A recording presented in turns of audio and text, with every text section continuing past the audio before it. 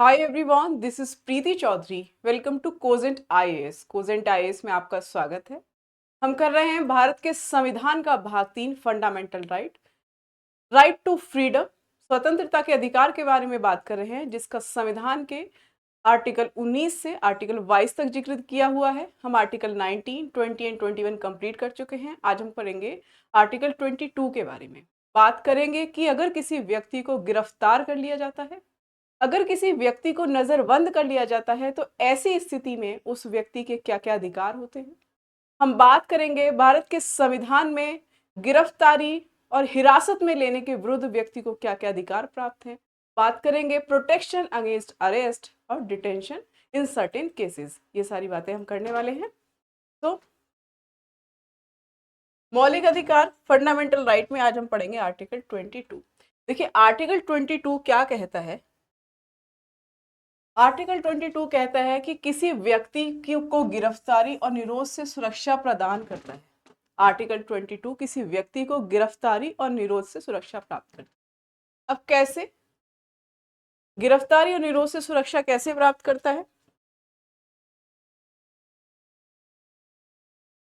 Article 22 में basically हम पढ़ते हैं कि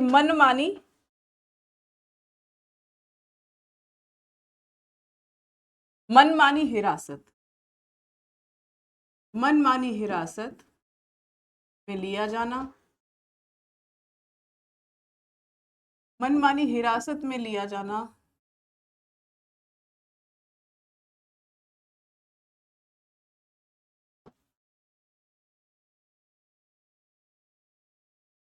मनमानी हिरासत में लिया जाना और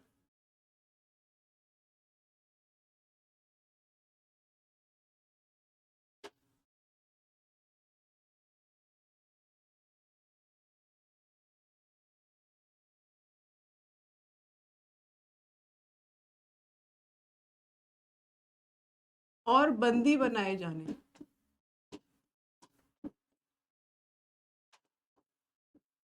बंदी बनाए जाने के विरुद्ध अधिकार।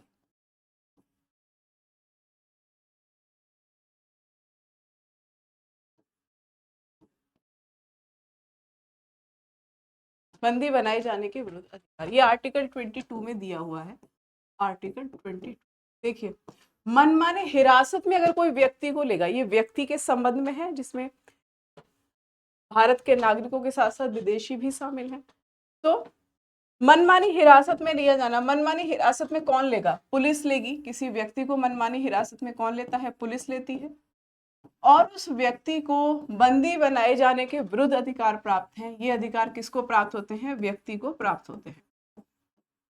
देखिए आर्टिकल 19 में आर्टिकल 20 और आर्टिकल 21 जो हमने पढ़ा, आर्टिकल 19 में हमने पढ़ा, आर्टिकल 19 में किसी व्यक्ति को, नागरिक को बोलने का अधिकार हमने दिया, तो बोलने का अधिकार मिला। आर्टिकल 20 में, आर्टिकल 20 में हमने उसको दंड से बचाया, दंड से बचाया, दंडित होने से बचाया कि दोहरे दंड आपको नहीं मिलेगा।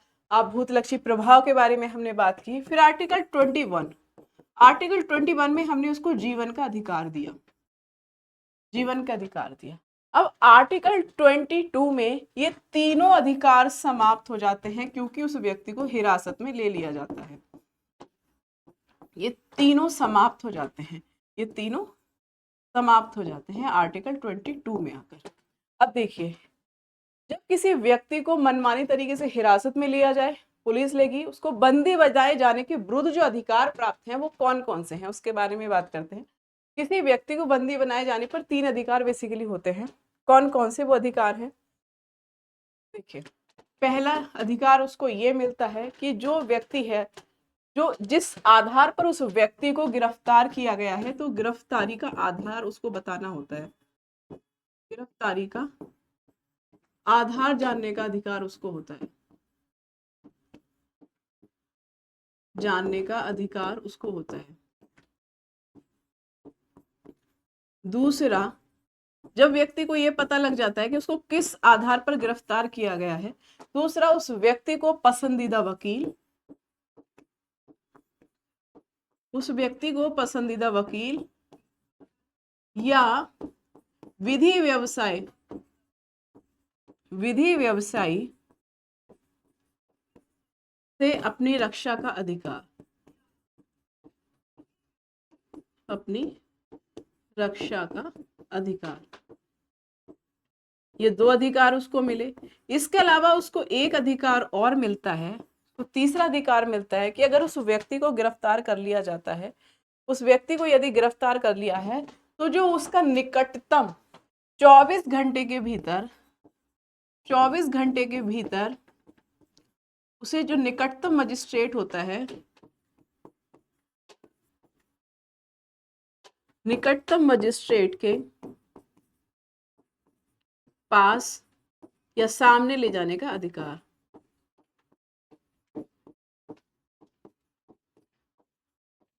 ये तीन अधिकार उस व्यक्ति को मिलते हैं, ये तीन अधिकार उस व्यक्ति को मिल जाते हैं। अगर आप किसी व्यक्ति को गिरफ्तार कर लेते हैं, हिरासत में ले लेते हैं, तो उसको ये तीन अधिकार मिलते हैं। देखिए, ये हमने देख लिया कि अगर किसी व्यक्ति को आप बंदी बना लेंगे तो उसको तीन अधिकार मिलेंगे, लेकिन इसमें अपवाद होता है। अपवाद क्या होता है? अपवाद ये होता है कि अगर वो व्यक्ति अपवाद क्या है? अपवाद है कि अगर वो व्यक्ति विदेशी शत्रु हुआ, अगर वो व्यक्ति विदेशी शत्रु हुआ, तो उसको ये तीन अधिकार प्राप्त नहीं होंगे। अब देखिए, विदेशी शत्रु, भारत के संविधान में ये डिफाइन कहीं नहीं किया गया कि विदेशी शत्रु कौन होता है, कौन होगा।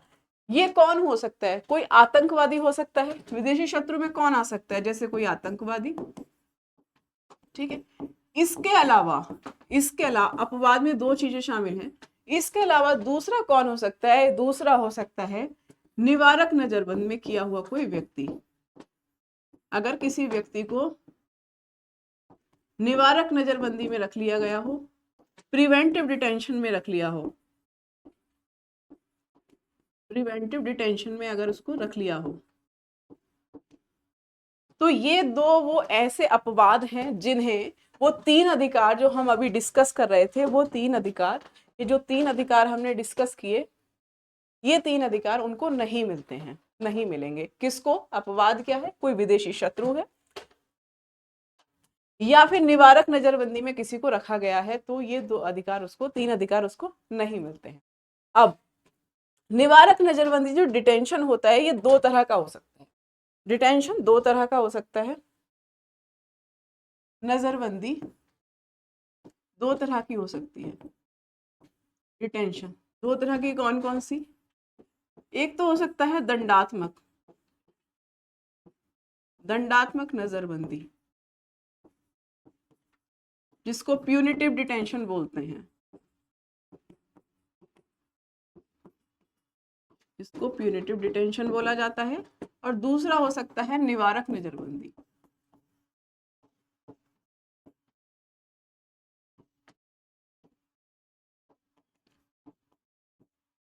ठीक है, दूसरा हो सकता है निवारक नजरबंदी, जिसको प्रिवेंटिव डिटेंशन बोला जाता है।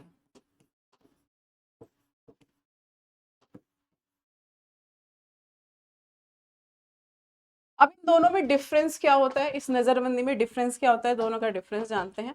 देखिए, जब दंडात्मक नजरबंदी होती है किसी व्यक्ति की, तो अगर कोई व्यक्ति ऐसा है जिसने कानून का उल्लंघन किया, विधि का उल्लंघन किया, उल्लंघन करने के बाद न्यायपालिका उसको सजा दे देती है, तो उसको दंडात्मक नजरबंदी में रख लिया जाता है। उसको नजरबंदी में जिस तरह से रखा जाता है उसको बोलते हैं दंडात्मक नजरबंदी।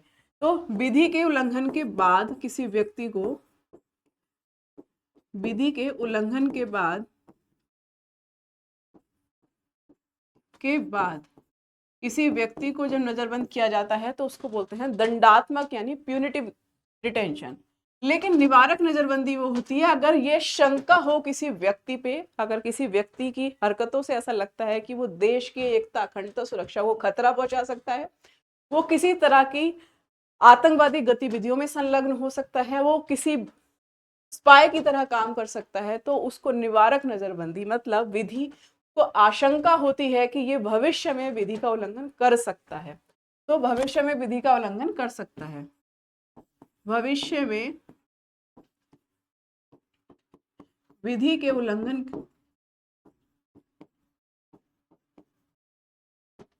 उल्लंघन की आशंका पर।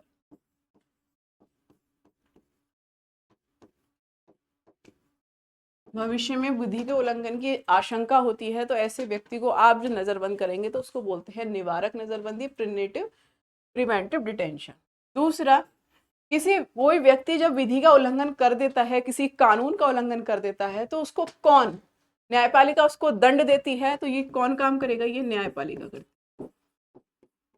इसको कौन करता है, न्यायपालिका करती है। लेकिन जब हमें किसी व्यक्ति पे ये शक हो सकता है कि ये लोक व्यवस्था को नुकसान पहुंचा सकता है, देश की सुरक्षा को नुकसान पहुंचा सकता है, तो ये काम उस व्यक्ति को इस आधार पे, शंका पे अगर उसको गिरफ्तार किया जा रहा है, तो उसको कौन गिरफ्तार करता है, इसको पुलिस गिरफ्तार करती है। इसको पुलिस गिरफ्तार करती है। तीसरा, ये जो व्यक्ति है जिसने विधि का उल्लंघन किया है, न्यायपालिका में इसको सजा मिलती है जिस व्यक्ति को, जो व्यक्ति दंडात्मक नजरबंदी के अंदर आता है विधि का उल्लंघन करने के बाद, इस व्यक्ति को आप मनमानी हिरासत में नहीं ले सकते, मनमानी हिरासत में नहीं ले सकते, नहीं लिया जा सकता। इस व्यक्ति को प्रॉपर वकील, दलील, ठीक है, प्रॉपर वकील होता है, ये अपना पक्ष रखता है, सारी व्यवस्था इसके लिए होती है। लेकिन जिस व्यक्ति को इस आशंका के आधार पर, अगर वो आतंकवादी जैसी गतिविधियों में संलग्न हुआ, या फिर ये कहीं से इंफॉर्मेशन मिलती है कि ये पर्टिकुलर बंदा लोक व्यवस्था को खतरा पहुंचा सकता है, तो उसको मनमानी हिरासत में पुलिस ले सकती है, मनमानी हिरासत में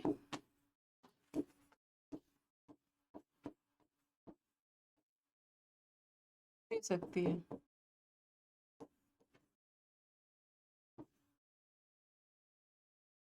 और इसको वकील, दलील और अपील की सुविधा नहीं होती, अपील की सुविधा नहीं होती, अपील की सुविधा यहाँ पे होती है। ये सारी सुविधाएं इनको मिलती हैं और इनको ये सुविधा नहीं मिलती। तो ये डिफरेंस होता है कि दंडात्मक नजरबंदी में किसी व्यक्ति को रखा जा रहा है, या फिर निवारक नजरबंदी में किसी को प्रिवेंटिव डिटेंशन में रखा जा रहा है, प्यूनिटिव डिटेंशन में रखा जा रहा है। तो ये सारी चीजें यहाँ होती हैं। तो ये होते हैं नजरबंदी, डिटेंशन, दो तरह के होते हैं। अब देखिए इसमें कह रहा है कि निवारक हिरासत क्या होता है। निवारक हिरासत का मतलब होता है, निवारक हिरासत का मतलब होता है बिना सुनवाई की अदालत में दोषी ठहराया जाना, जो अभी हम बात कर रहे थे कि शंका के आधार पर इसको गिरफ्तार कर लिया जाता है। दूसरा, दंड विषयक हिरासत में अदालत में दोषी ठहराए जाने के बाद दंड देना होता है। इन डिटेल अभी हमने देखा कि अदालत में कोई व्यक्ति, ये प्रूफ हो गया है कि इस व्यक्ति ने दोष किया है, कोई अपराध किया है, तब उसको दोषी ठहराया जाएगा, दंड दिया जाएगा। लेकिन निवारक हिरासत में केवल शंका के आधार पर आप ऐसा कर लेते हैं, शंका के आधार पर उसको ऐसा रख लेते हैं।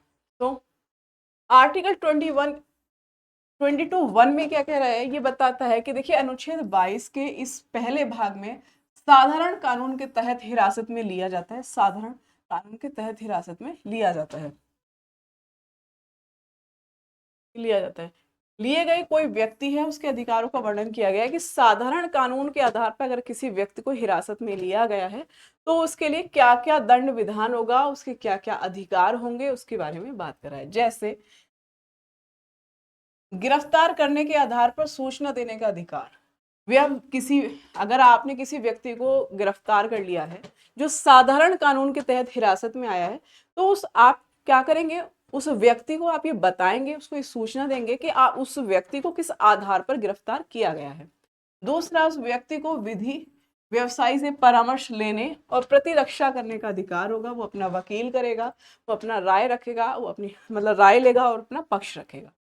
और इसके अलावा मजिस्ट्रेट के समक्ष 24 घंटे के अंदर उसको पेश करना होता है। यात्रा के समय को मिलाकर पेश किए जाने का अधिकार। यात्रा का समय इसमें काउंट नहीं होता है, नहीं होता ये, ठीक है। मजिस्ट्रेट द्वारा बिना अतिरिक्त निरोध दिए 24 घंटे में रिहा करने का इसका अधिकार है। अभी हम देखेंगे कि वो आगे इसमें दिया होगा। यह सुरक्षा विदेशी व्यक्ति या निवारक हिरासत कानून के अंतर्गत गिरफ्तार व्यक्ति को उपलब्ध नहीं होती। यही हम बात कर रहे थे, दो अपवाद हमने देखे थे कि अगर किसी व्यक्ति को निवारक हिरासत में लिया गया है या कोई विदेशी व्यक्ति है, विदेशी में भी विदेशी शत्रु कोई व्यक्ति है, उसको ये सारी सुविधाएं नहीं मिलती हैं। आगे कह रहा है अनुच्छेद 22(2) में बोल रहा है कि देखिए अनुच्छेद 22(2) कह रहा है कि इस दूसरा जो दंड विषयक कानून है, दंड विषय कानून के तहत हिरासत में लिए गए व्यक्ति के अधिकार का वर्णन किया गया है। कैसे? यह सुरक्षा दोनों नागरिकों के साथ साथ विदेशी व्यक्ति को भी उपलब्ध है। जब तक सलाहकार बोर्ड विस्तृत या उचित कारण ना बताए तब तक किसी व्यक्ति की हिरासत 3 महीने से अधिक नहीं बढ़ाई जा सकती। बोर्ड में उच्च न्यायालय के न्यायाधीश होंगे। ठीक है, ये कह रहे हैं कि अगर निवारक नजरबंदी में किसी को रखा गया है तो उसमें क्या होगा कि कोई व्यक्ति है, उसको कौन कौन से अधिकार मिलते हैं, अभी इस आगे डिस्कस करेंगे इसके बारे में। अनुच्छेद 22 कह रहा है कि संसद को भी यह निर्धारित करने के लिए अधिकृत करता है। संसद को कौन, इस संबंध में संसद को कौन कौन से अधिकार प्राप्त हैं? देखिए कौन कौन से अधिकार है कि परिस्थितियों और मामले के वर्णन जिसमें एक व्यक्ति को एक निवारक निरोध कानून के तहत 3 महीने से अधिक समय तक हिरासत में रखा जा सकता है बिना सलाहकार समिति की राय प्राप्त किए। अधिकतम अवधि जिसके लिए किसी व्यक्ति को हिरासत में लिया जा सकता है। एक निवारक निरोध कानून प्रक्रिया के तहत मामलों की कक्षाएं एक जांच में एक सलाहकार बोर्ड द्वारा पालन की जानी चाहिए। ये सारी चीजें इसमें लिखी हुई हैं।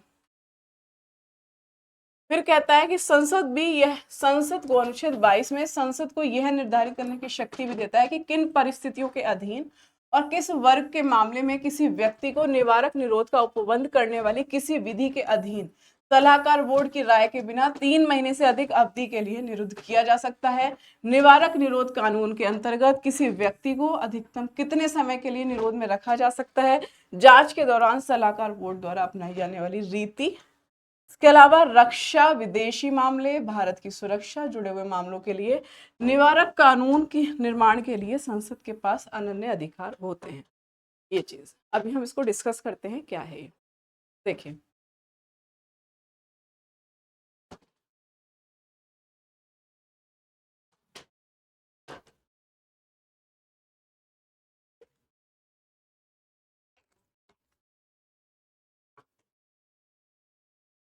हमने ये देखा कि निवारक नजरबंदी में अगर किसी व्यक्ति को रख रहे हैं तो एक चीज ये होती है उसमें कि 3 महीने से ज्यादा आप उसको निवारक नजरबंदी में नहीं रख सकते, और नहीं रख सकते उसका प्रोसेस क्या होता है अभी बात करते हैं। उसके पहले हम ये बात करेंगे, उसका प्रोसेस ये होता है कि जैसे हाई कोर्ट का जज है, हाई कोर्ट की जज की अध्यक्षता में एक समिति बनेगी, फिर वो निर्णय लेगी उसको रखना है या नहीं। तो एक तरीके से क्या हो गया कि जब हम देख रहे हैं, हमने अभी देखा कि निवारक नजरबंदी में जब किसी व्यक्ति को रखा जाता है, दलील, वकील, अपील तक की उसको कोई परमिशन नहीं होती। पुलिस को अगर लगेगा कि भविष्य में क्या कर सकता है, किसी तरह का कोई नुकसान पहुंचा सकता है देश को, तो वो हिरासत में ले लेता है, मनमानी हिरासत में उसको ले लिया जाता है। तो भारत में निवारक नजरबंदी नहीं होनी चाहिए, ये कानून नहीं होना चाहिए। इसके पक्ष में तर्क देखेंगे। क्वेश्चन अगर मेंस में ऐसा पूछता है तो पूछता है कि भारत के संविधान का असंवैधानिक लक्षण कौन कौन से हैं, लोकतांत्रिक लक्षण कौन कौन से हैं, वो बताना है।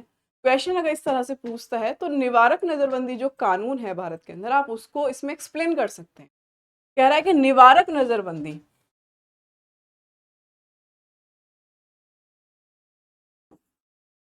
निवारक नजरबंदी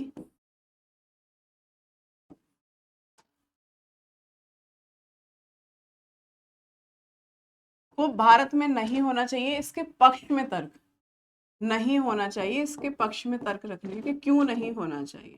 या ये क्या है, देखिए ये एक तरीके से भारत के संविधान का लोकतांत्रिक लक्षण है। लोकतंत्र में क्या होता है, फंडामेंटल राइट्स को हम जीवंत करते हैं, लोगों को फंडामेंटल राइट्स मिलते हैं। लेकिन जब हम इसकी बात करते हैं निवारक नजरबंदी में, तो मनमानी हिरासत में हम ले सकते हैं व्यक्ति को, और क्या हो सकता है कि उसको वकील, दलील, अपील की परमिशन नहीं मिलती है, पुलिस उसको केवल शंका के आधार पे, आशंका के आधार पे गिरफ्तार कर सकती है। तो इसको भारत में क्यों नहीं होना चाहिए, इसके तर्क बताने हैं। ये क्या है, भारत के संविधान का, भारत के संविधान का, भारत के संविधान का अलोकतांत्रिक लक्षण, संविधान का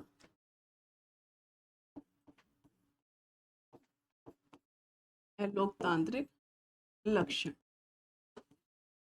देखिए ये क्वेश्चन हो सकता है, या करके मैंने इसको यहाँ पे लिख दिया, ये क्वेश्चन हो सकता है। क्वेश्चन मीन्स में ऐसा हो सकता है, ऐसा हो सकता है, तो दोनों में ही आपको जो निवारक नजरबंदी है उसको एक्सप्लेन करना है, निवारक नजरबंदी को एक्सप्लेन करना है।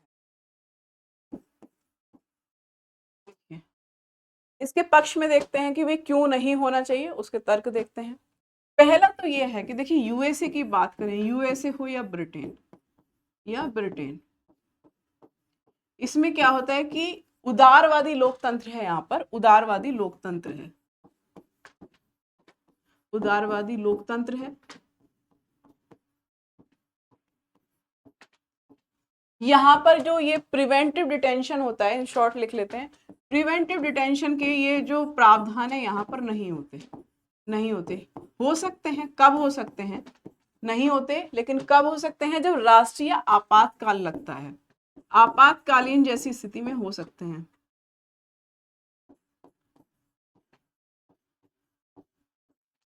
आपातकालीन स्थिति में हो सकता है, जैसे सेकेंड वर्ल्ड वॉर में इन्होंने यूज किया था, सेकेंड वर्ल्ड वॉर में इन्होंने प्रिवेंटिव डिटेंशन अपने यहाँ यूज किया था।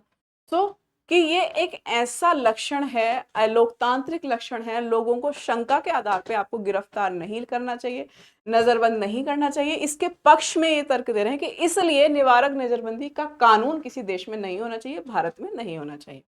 दूसरा पॉइंट देखिए, निवारक नजरबंदी अगर आपको किसी को शंका के आधार पर गिरफ्तार करेंगे तो जो उसके फंडामेंटल राइट्स होंगे वो अप्रासंगिक हो जाएंगे, अप्रासंगिक हो जाएंगे, महत्वहीन हो जाएंगे, महत्वहीन,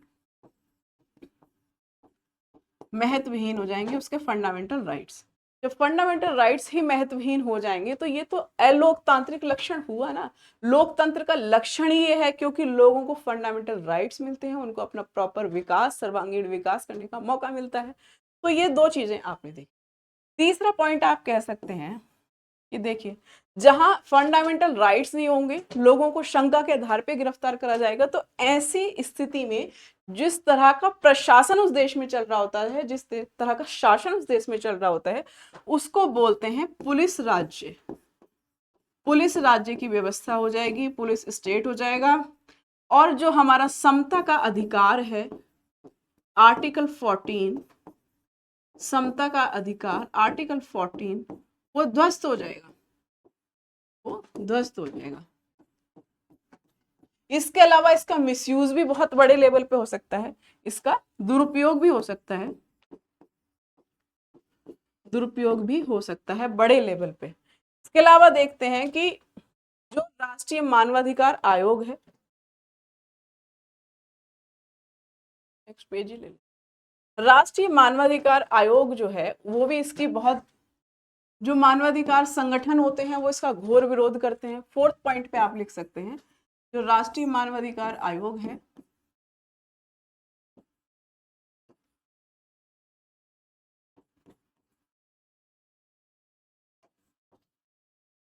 राष्ट्रीय मानवाधिकार आयोग भी बहुत बार ये अनुशंसा कर चुका है कि जो ये निवारक नजरबंदी जो कानून है, ये विधि है, इसको हटा देना चाहिए, हटाने की अनुशंसा कर चुका है, हटाने की या समाप्त करने की अनुशंसा कर चुका है।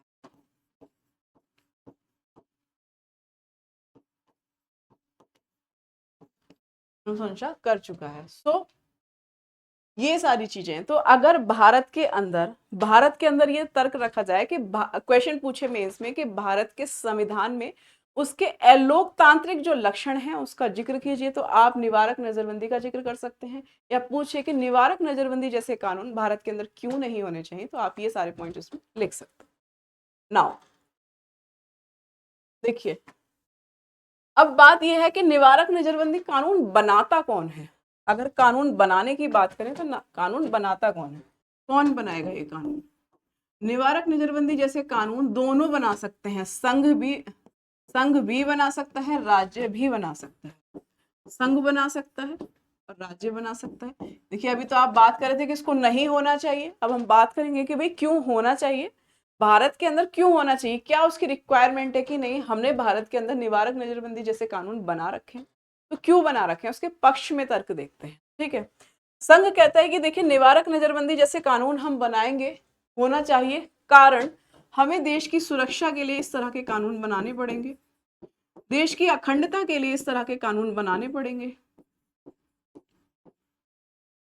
देश की अखंडता के लिए, या किसी विदेशी, अगर कोई व्यक्ति देश की सुरक्षा को नुकसान पहुंचाएगा तो हम निवारक नजरबंदी कानून के तहत उसको गिरफ्तार करेंगे, नजरबंद करेंगे। अगर देश की अखंडता को अगर कोई खतरा पहुंचाएगा तो हम उसको इस कानून के तहत गिरफ्तार करेंगे। और अगर कोई व्यक्ति विदेशी राज्यों से संबंध रखता है, राज्यों से संबंध अगर उसके हैं, तो ऐसे में उस व्यक्ति को देश की सुरक्षा को देखते हुए गिरफ्तार, हिरासत में कर लिया जाएगा, नजरबंद कर लिया जाएगा। अब राज्य क्या पक्ष देता है? राज्य ये तर्क देता है कि देखिए हम क्यों बनाना चाहते हैं इस तरह का कानून, हम इसलिए बनाना चाहते हैं, हमें अपनी लोक व्यवस्था को मेंटेन करना है। अगर कोई व्यक्ति हमारी लोक व्यवस्था को हर्ट करेगा, उसे किसी तरह का कोई नुकसान पहुंचाएगा, कोई ऐसी गतिविधियां करेगा जिससे देश में अशांति क्रिएट हो, तो हम इस तरह का कानून बनाएंगे। या फिर आवश्यक वस्तु की आपूर्ति के लिए हम ऐसा कर सकते हैं, आवश्यक वस्तु की आपूर्ति के लिए हम ऐसा कर सकते हैं। तो ये है कि जो कानून बना रहे हैं, निवारक नजरबंदी का कानून बना रहे हैं, प्रिवेंटिव डिटेंशन का जो कानून बना रहे हैं, तो संघ और राज्य अपने अपने ये तर्क देते हैं कि भाई इस आधार पे हम इसको बनाना चाहते हैं, इस आधार पे हम इसको बनाना चाहते हैं। नाउ अब देख लीजिए,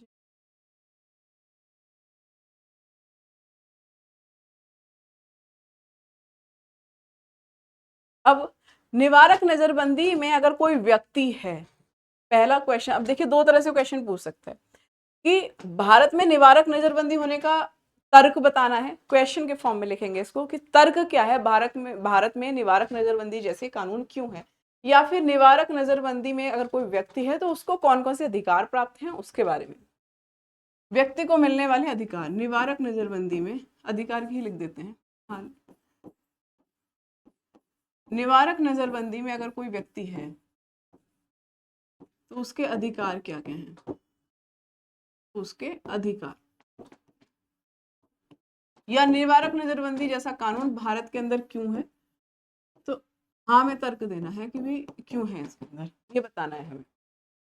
पहला पॉइंट हम इसमें लिखेंगे कि देखिए जो अधिकार होते हैं, किसी व्यक्ति को मिलने वाली उसकी स्वतंत्रताएं या फिर उसके अधिकार, ये क्या है, ये सापेक्ष नहीं होते हैं, ये क्या होते हैं, ये निरपेक्ष होते हैं, ये निरपेक्ष होते हैं, निरपेक्ष।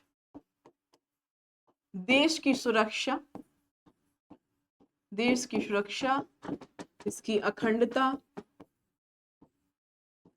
लोक व्यवस्था को बनाए रखने के पक्ष में हम इस तरह के कानून बना सकते हैं। हम इस तरह के आपवादिक जो कानून है, कुछ कड़े और आपवादिक कानून बना सकते हैं।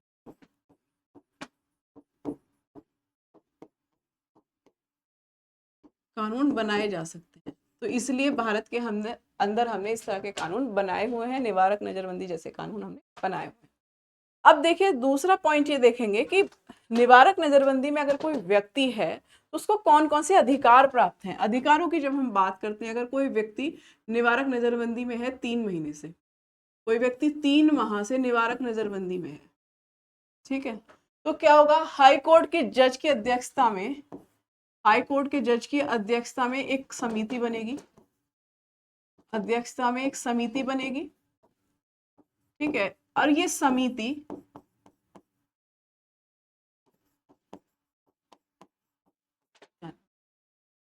बनेगी और ये समिति ये डिसाइड करेगी, ये निर्णय लेगी कि इस पर्टिकुलर व्यक्ति को 3 माह से अधिक, इसके निर्णय के आधार पर डिसाइड होगा कि 3 माह से अधिक इसको रखना है नजरबंद में या नहीं रखना है, ये डिसाइड करती है। और ये 3 माह से 12 माह तक हो सकता है, उससे ज्यादा नहीं होना चाहिए कि इस व्यक्ति को नजरबंद कर सकते हैं या नहीं कर सकते। तो ये निवारक नजरबंदी हमने पहले देखा था कि व्यक्ति को, नॉर्मल व्यक्ति को आप गिरफ्तार करते हैं विधि का उल्लंघन करने के बाद, तो 3 उसको अधिकार मिले हुए थे, उसको गिरफ्तारी का आधार बताना होता था, उसका अपना पसंदीदा वकील कर सकता था, या विधि व्यवसायी को किसी को चुन सकता था अपनी रक्षा के लिए, या फिर 24 घंटे के अंदर, तीसरा उसको होता था कि 24 घंटे के अंदर वो जो उसका नियरेस्ट मजिस्ट्रेट है उसके सामने इसको ले जाया जाए।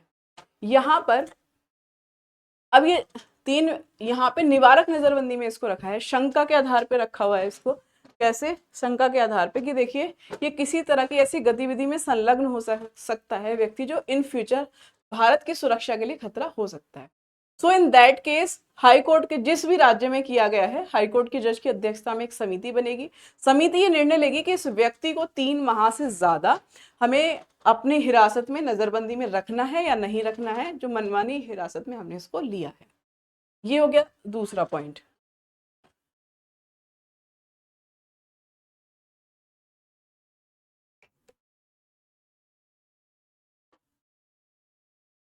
देखिए निवारक नजरबंदी जब हम कहते हैं तो निवारक नजरबंदी होने का तर्क जो है, हम इसमें कह सकते हैं कि देखिए ऐसा नहीं है कि निवारक नजरबंदी में अगर किसी व्यक्ति को रख दिया है, प्रिवेंटिव डिटेंशन में अगर किसी को व्यक्ति को रख दिया है तो ये पुलिस का विशेषाधिकार है। ये पुलिस का विशेषाधिकार नहीं होता।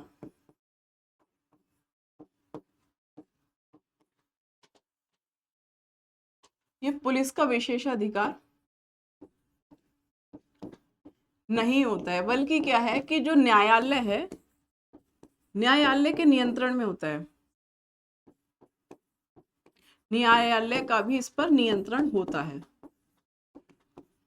नियंत्रण होता है। ये चीजें हैं कि अगर है भी हमारे यहाँ कानून तो ऐसा नहीं कि पुलिस अपनी मनमानी कर रही है, मनमानी हिरासत में रखे, इसे कितने भी लंबे टाइम तक रख लेती है, ऐसा नहीं होता है।